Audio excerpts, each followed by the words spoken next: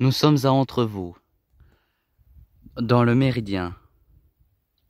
Derrière ces murs, une école sous haute strictité, poussée vers l'excellence. Le rituel du matin. Tous les matins, les enfants se retrouvent en rang et silence, s'il vous plaît. Chut.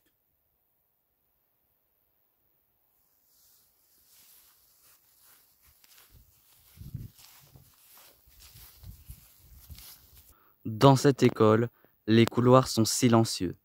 Tous les petits enfants ont intérêt à se tenir à carreau. Dans ce reportage, nous irons dans une classe avec des enfants de 7 ans, ce qu'on appelle la deuxième enfantine. Cette section est pour but d'apprendre aux élèves à communiquer avec les autres et apprendre la rigueur et la discipline du travail. Le moindre faux pas, une punition salée. Ici, tous les enfants sont assis comme si on pendait du linge sur un fil. Aujourd'hui, c'est la rentrée des classes. Alors, bonjour à tous. Bonjour, bonjour, bonjour. Alors, on s'assied bien. On met les mains sur la table. Le dos bien droit. Les pieds bien à plat au sol et on regarde le professeur. Mes oreilles écoutent. Mais pourquoi... Chut. Et mes fesses sont bien au creux de la chaise, merci.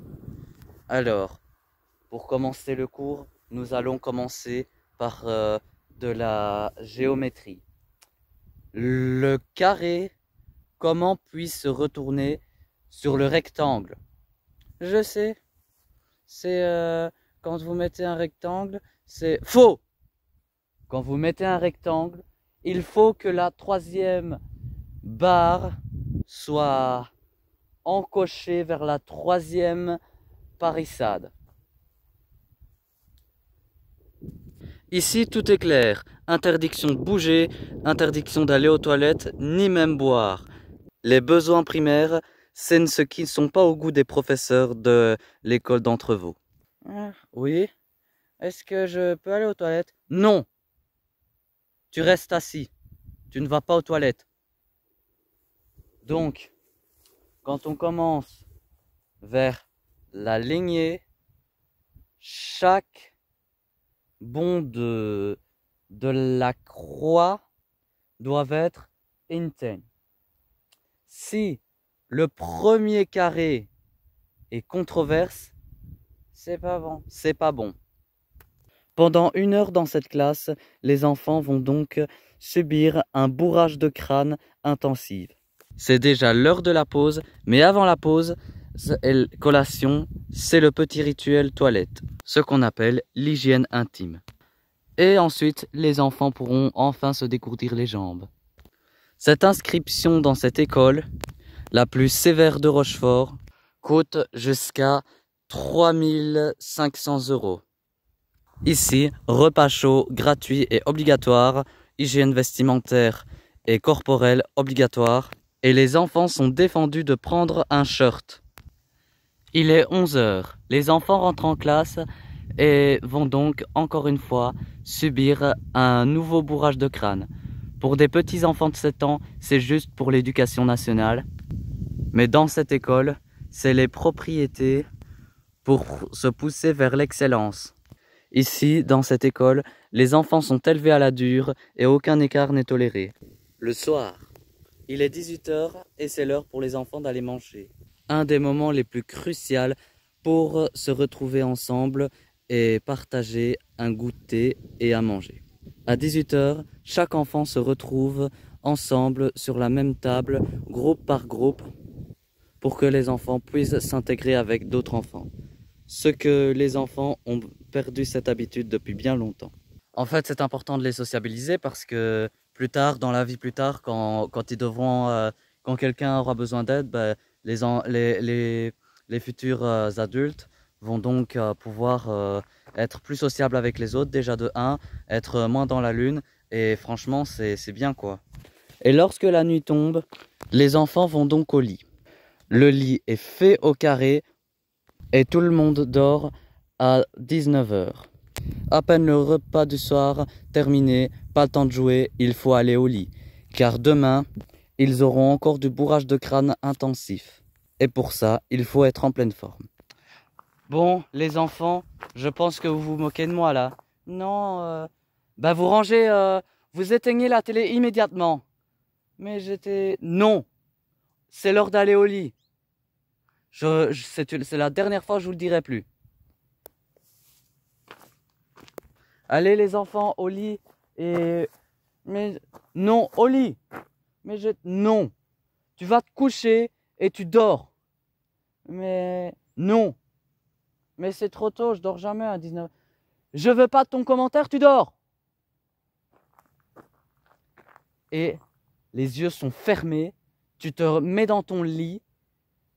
Et je ne veux plus rien entendre. Le premier que j'entends, ça va barder. Pour ces enfants de 8 ans et 9 ans, c'est la première fois qu'ils vont dans cette école. Autrefois, ils avaient un mauvais comportement dans leur ancienne école et donc a été rejeté. Les parents ont décidé de dépenser 3 500 € pour les inscrire dans cette école en haute strictité. Et pour ces enfants de 8-9 ans qui ont plus l'habitude de se coucher à 21 h le soir, voire même 22 h, 19 h, ça leur semble un peu trop. Même s'ils essayent de résister face à ce professeur, ils sont vite rappelés à l'ordre et finissent par éteindre et dormir à point fermé jusqu'à demain. Lendemain matin, nous sommes vendredi et tous les vendredis matins, des jeux collectifs sont en programme. Ici, on apprend aux enfants à comment se comporter en société et avec autrui. Ici, tous les enfants sont rassemblés pour faire des jeux collectifs. Alors, quand vous allez donner la balle, on va faire le jeu de la tomate. Vous savez ce que c'est? Non, je sais pas ce que c'est. Eh ben, le jeu de la tomate, en fait, c'est vous prenez le ballon, vous accroupissez comme ça et vous devez passer le ballon par en dessous de vos jambes. Vous êtes prêts? Le vendredi matin, les enfants peuvent faire des jeux collectifs en dehors des cadres des apprentissages et du bourrage de crâne. Mais dès l'après-midi, un bourrage de crâne intensif attend les enfants. Alors, comment faire un hors-pair? Un hors-pair, c'est en fait... Mais pourquoi dans cette école je peux rien faire? Est-ce que je t'ai demandé ton avis? Enfin, tu as 7 ans et tu vas pas faire la loi comme ça à l'âge de 7 ans, tu m'as bien compris? Pardon. Donc je reprends. La majuscule doit toujours se reconfirmer vers le N du majuscule. Donc le majuscule ne peut pas transcender l'autre. Et si la majuscule est entre bas, eh ben, la majuscule va descendre vers la pointe. C'est déjà la fin de journée et les enfants retrouvent avec joie leurs parents après qu'ils ne les ont plus vus. Alors, t'as pensé quoi de... En fait, c'était dur parce que on pouvait rien faire dans cette école-là. Le prof, il était méchant avec moi. Ah, et t'aimes pas quand il est méchant avec toi? Non, il me crie dessus tout le temps et... Pierre, oui. Pourquoi votre élève a dit que vous étiez méchant et que on pouvait rien faire dans votre classe?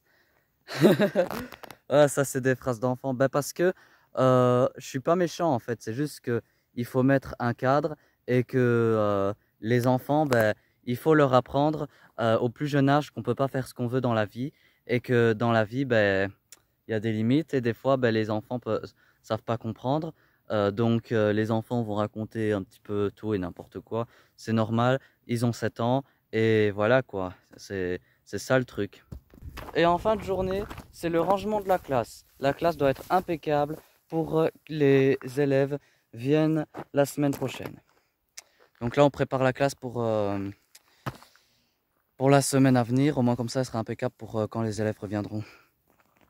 Pierre peut donc retourner chez lui tranquillement. Il passera un week-end de travail car il a des papiers à faire pour les futurs bourrages de crâne enfantins.